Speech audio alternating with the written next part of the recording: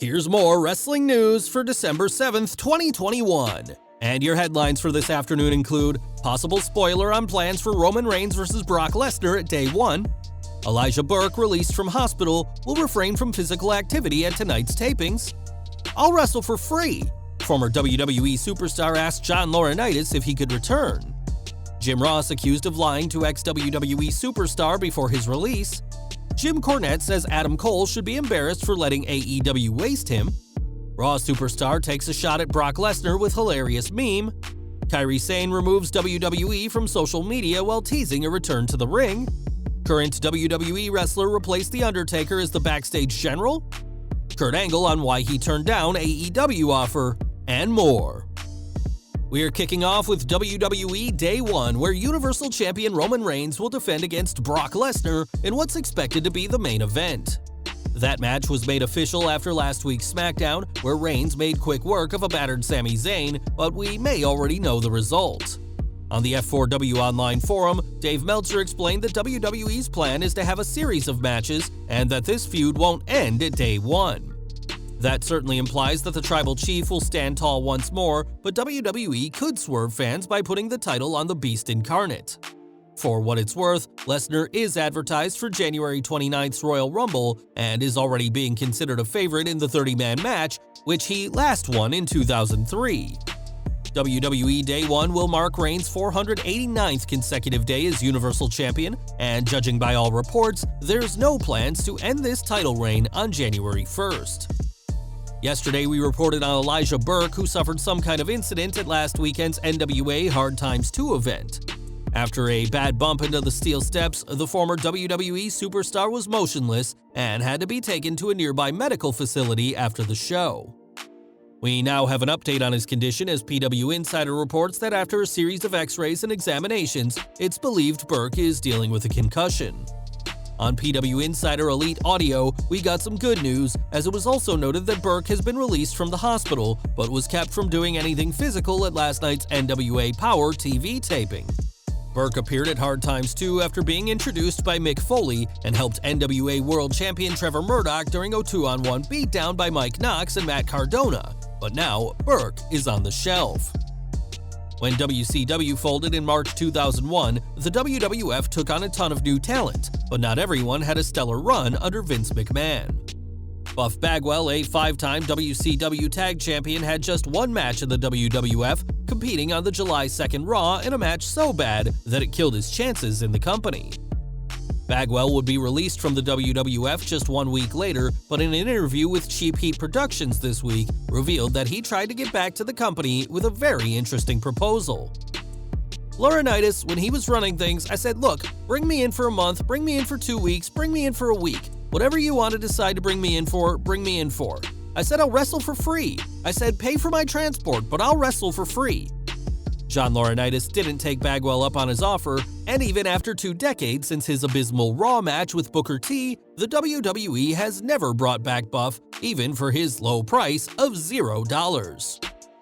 At the time of his release, Jim Ross was head of talent relations, and the WWE Hall of Famer isn't as nice as fans may think, at least according to Buff.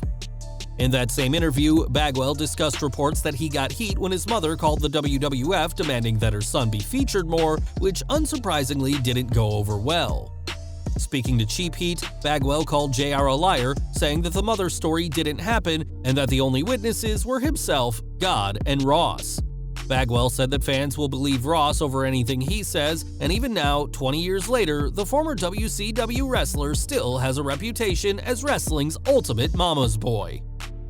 AEW news now, as Adam Cole made a big splash when he joined at September's All Out pay-per-view, mere days after his contract with NXT expired.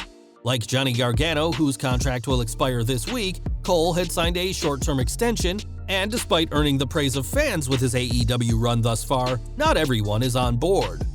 On his podcast, Jim Cornette spoke about Cole's booking in AEW so far, where he is a member of the Super Clique and sees the former NXT champion's work now as a downgrade to what he accomplished earlier this year. He said, "Adam Cole was one of the best performers in the business in NXT. I looked forward to his matches and interviews, and now he's just doing terrible skits with jobbers and mascots. And Adam, I really don't get why you are not the least bit embarrassed to be doing what you're doing and interacting with these childish clowns, but you should be. You should be very embarrassed. And he is completely wasted. They have completely wasted Adam Cole. Cornette isn't the only one who thinks Cole's booking needs to change, as Disco Inferno has suggested that Cole should turn face and feud with Bryan Danielson. It's ultimately Tony Khan's decision as to what Cole's booking will be, and although many are pleased with what Cole has done thus far, we'll have to wait and see what comes next for him in the coming months. Since returning to WWE in 2020, MVP has worked closely with Bobby Lashley, who hasn't exactly been quiet about his desire to face Brock Lesnar.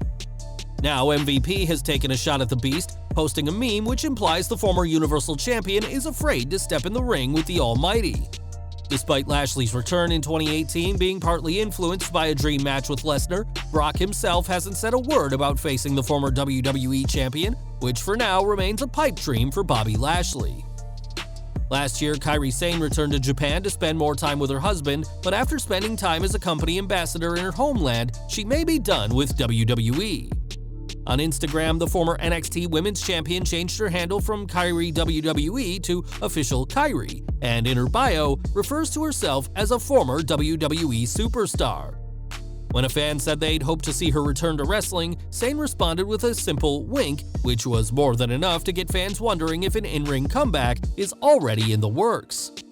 If that's the case, then working for Stardom makes the most sense, as it's the company she cut her teeth in, and she remains a big name in the company.